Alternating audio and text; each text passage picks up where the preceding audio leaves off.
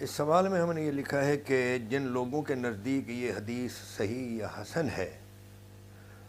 ان سے سوال ہے کہ اگر یہ حدیث نبوی صلی اللہ علیہ وآلہ وسلم ہے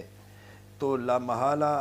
حیات نبوی صلی اللہ علیہ وآلہ وسلم میں زبان اقدس سے صادر ہوئی ہوگی۔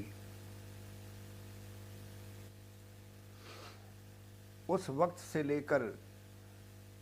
جس کی شان میں یہ حدیث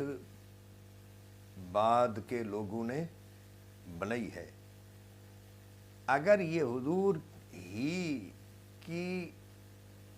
دعا ہو صحیح سند سے ثابت تو حضور کی حیات میں آپ کی زبان سے نکلی، تو حضور کی حیات مبارکہ سے لے کر امیر شام کی موت تک تقریباً 52